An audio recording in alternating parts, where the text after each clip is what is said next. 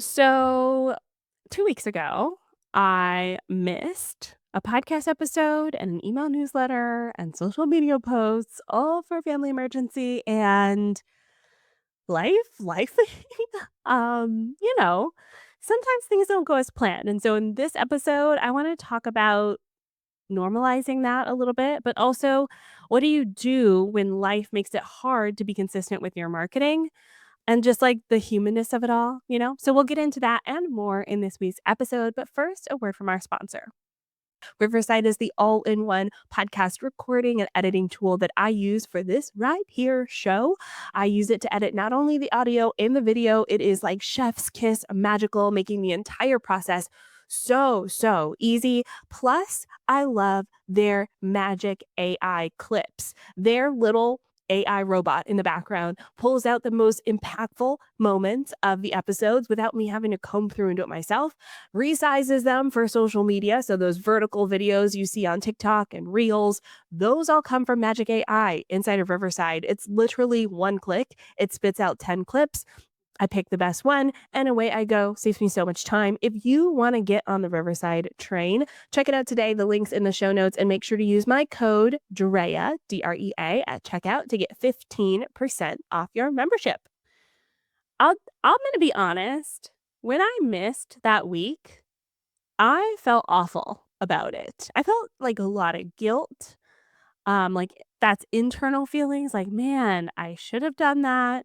I broke that promise with myself. I haven't done that in years, by the way, years and years. Even through both pregnancies, I never missed a podcast episode. And so there was like a little bit of guilt of that pride piece and then also shame because I've externalized it so much. I talk a lot about how I never miss a podcast. Y'all know I never miss a podcast. It's like my main content. It's my signature content piece, my ride or die. I don't miss it. And if I miss it, something's happening. And I kind of spiraled a little bit. And I had to message Jemmy because to be honest with y'all, it wasn't just the one episode. I saw the warning signs leading up to that episode because this whole like, basically all of January was very challenging for me. And I started recording podcast episodes. It was like a couple days before, 2 days before. Then it was on the same day. Then it was like hours before it needed to be released. I'm sending it to Jemmy to edit and publish the podcast, which is not enough time. So I knew that was coming. And so I felt that guilt and shame around missing that podcast episode and that inner, I call this your doubt gremlin. Your inner doubt gremlin is like, ha ha ha ha, you missed it. You're a terrible person and everyone hates you, right? It's always like the most dramatic thing ever. You've ruined everything. Your business is going to fail.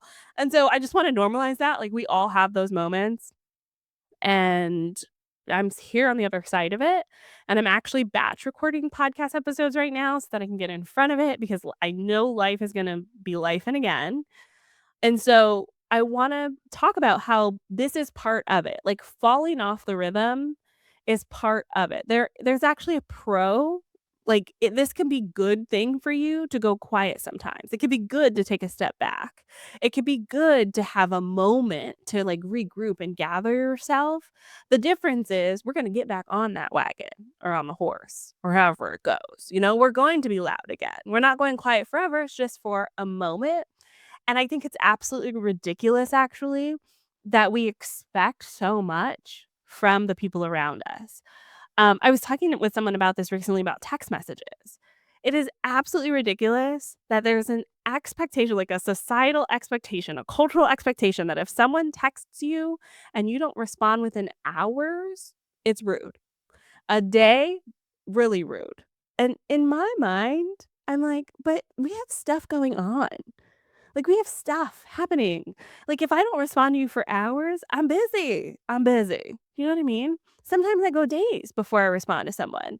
And some people think that's rude. And I'm like, listen, I have children. I run a business. I have a very vibrant personal life. I have a lot of stuff happening. And I'm the kind of person where I'd much rather get in person than have, like, text conversations or even call me. Let's talk on the phone rather than texting back and forth, and so I feel the same way about social media sometimes. Sometimes it kind of activates that feeling, and so I just wanna remind you that even if you're posting on social media, that doesn't mean that people have unequivocal access to you. Like, you get to set a boundary and say, "I'm here for this amount of time," or "I'm not here." Okay? Like, you get to decide that. And so I wanna talk about, like, how we can reboot back into that content again gently. Like, how do we reemerge? How do we enter? How do we come back from having, maybe it's a day, maybe it's a week, maybe it's a quarter, a month, a year even? How do we come back when we've taken some time off? But before we get into that, I just had to be like, "Girl, it's fine. Normalize taking time off and rest and respite, and then come back to it." Okay? So you can do what I'm doing here, and you can just be honest. This is one way that you can reboot that content marketing system. I released an episode last week about LinkedIn because I had the LinkedIn challenge this week. Okay. And you can still join us onlinedrea.com/LinkedIn. We're on day 2 at the time of this episode being released, but you can definitely still join in. Watch yesterday's and then the rest of this week's content. All right. But I had to post that one last week before I posted this one because I missed the week before. I was supposed to post that LinkedIn one the week before, but life is lifing. And so I come on here because I'm pretty transparent and honest with y'all to be like, "Hey, I'm going through it right now. My personal life, I can't even talk about it on the podcast yet. It's just a lot. It's a mess. A lot is happening. Good and bad. It's not bad, all bad, just it's a lot. And so, hey, I missed a week of the podcast. Did you miss me? Yay. And to me, this is content for y'all to be like, "Hey, I talk all the time about how I don't miss a week of podcast unless something is happening." And there you go.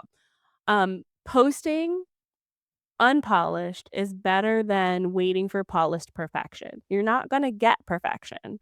None of us are perfect, and in fact, a lot of y'all have come to me and said, "Andrea, I appreciate the honesty." So you can do that too with your people. You can say, "Hey, I missed this day, I missed a week, I missed a month, I missed posting all of the beginning of 2026, but I'm here now. Hi, hello." Go for it. The other thing you can do, which I had to do, twice last year, is repurpose content. So there were 2 times last year where I repurposed old podcast episodes into my podcast feed, but y'all, my social media, a lot of it is repurposed. 95% of my social media content is repurposed content because I do not have time to create fresh content all the time, right? Like, I just literally don't have the capacity to do that. So I go through my archives, I look at my podcast episodes, I look at my email newsletters, I look at my voice notes, I leave a lot of memos for myself in my Google Notes app, and I repost it. I've been talking about this for going on 12 years now. I have a lot of content to pull from. So we're going to repurpose, and y'all don't even have to know that stuff's happening behind the scenes because I can just reuse some of that past content. Maybe freshen it up a little bit, but reuse it. The third thing you can do is, instead of creating content, you can create conversation. I'm gonna say that again. Instead of creating content, you can create conversation. Okay, this is actually a really easy hack to creating more content. You can ask your community questions. You don't have to let it be some sort of educational, deep, meaningful post. You can just say, "Hey," let's give an example. Let's say you have a dog grooming business and you groom pets locally, and you don't actually have any clients, so you usually just post your clients' photos, but maybe this week was a slow week or maybe you're on vacation, so you don't have any fresh photos to post. You can actually say, "Hey, what's your favorite dog park in this town?" Okay? Now you're activating your clients into sharing and collaborating on a conversation. You're just co-hosting or creating that space for that conversation. They then get to have the conversation in the comments. "Oh, I like this dog park, that dog park. I like to walk my dog on this trail, that trail." You can even expand it to, like, what are dog-friendly beaches? What are dog-friendly patios? Or you could start sourcing that information. Here's a list of dog-friendly patios you can take them to. You don't have to create content from scratch. You can use your community and your conversations to create that content for you. Okay. So it's another way, like, if you're trying to reboost or revitalize your social media, start with conversation. All right. Another way you can do this is give yourself permission to just be on one platform. Okay. So this is something that I talk a lot about with my clients because when I'm auditing and they go, "Man, I'm trying, it's not working." I look at it and I'm like, "You're doing too much. That's why it's not working. You actually don't even have time for this. Like, based on what you told me, you don't have time for this." So we edit down to one platform. Now, I'm gonna tell you right now, there's a lot of big feelings that come up when we do this because you feel that FOMO, that fear of missing out. You feel like because I told you that, "Hey, let's focus on Instagram right now," you're like, "Oh, man, but, like, if I stop posting on LinkedIn, those people are gonna miss me." But you can give yourself permission to only give what you have capacity for, and you'll actually get better results from it, okay? Give what you have capacity for, and you will get better results from it. When you're over capacity, you're actually not able to deliver on what you actually need to deliver on within your business because you're putting all your energy into marketing, okay? So, actually, when your business starts doing better, I had consult call years ago with someone who said, "Andrea, I watch your challenge." It was the Instagram boot camp at the time. "Watch your Instagram boot camp, and you say respond to every comment, respond to every direct message, but I am overwhelmed with comments and direct messages, so much so that I don't wanna post anymore because every time I post, I know I'm gonna get a flood of comments and direct messages, and I actually can't take any clients anymore." I said, "Woo, great. This is the problem we all wanna have. Stop posting. Stop responding to comments because you don't have capacity for that right now." And she was like, "I can do that?" "Yes, you can. Yes, you can. You can create a marketing plan for what you have capacity for right now." So she completely removed Instagram, and y'all, she still is not on Instagram. I keep checking it on her. She does her podcast, she writes blog posts. That's all she has capacity for because her client roster is actually quite full. Her email list is beautiful. She doesn't need social media. She leans into her community that she already has. She has a vibrant business from that. Okay. You get to choose your capacity. Okay. The last thing I'll say to this is if you feel like you're struggling to like re emerge from a break, and I see this happen the most when it's a really long break. Let's say you took like 3 months, 6 months, a year off. Sometimes we don't know what to say. We actually have a lot to say, and we're like, I have a lot to say, but it's a lot of nothing. I want you to still create that content as if you're telling one person, as if you're like DMing your bestie, okay? Or not don't think about it as creating content. Don't think about it as like broadcasting. Just think about it as a conversation. And this is actually something that's trending right now is the FaceTime style videos where it feels like someone just FaceTimed you information. Do that, okay? Take the pressure off of trying to perform and instead connect with one person, the one person who you imagine is on the other side of the camera or on the other side of the screen, okay? I think that that relieves a lot of pressure from you, and also you just jumpstart your content creation skill set again, that habit, that momentum, you're starting it again with something completely low pressure, and then you can go from there. Here's some things that I don't want you to do though, as you're jumping back in. Don't go and delete your whole profile. I've seen people do this before where they're like, "Oh, I haven't posted in a year and I completely changed what I'm doing. Should I delete my old posts?" 9 times out of 10, it's no. Unless you're like super embarrassed by it, most of the time we think there's a disconnect. That's fine. We as humans love the evolution of a human experience. Okay. So when an artist released a new album that's different, they don't go back and delete the old album, right? Like when Beyoncé said, "I'm doing country music," she didn't go back and delete Renaissance. We don't need to delete past albums, past content. We like to see that evolution and that history. So, for the most part, don't delete the old posts, okay? The exception is if you're super embarrassed by it. There are some people who are like, "This is so bad that I want to remove it." Then go ahead and delete it. That's fine. But you're making more work for yourself. Nobody cares that much. The other thing I'll say too is a lot of times when we're reemerging, we put a lot of pressure on ourselves to like also rebrand at the same time. You don't have to do that. You don't have to be like, "I'm coming back and here's my new plan." You don't have to make a big deal out of it unless you want to. Okay.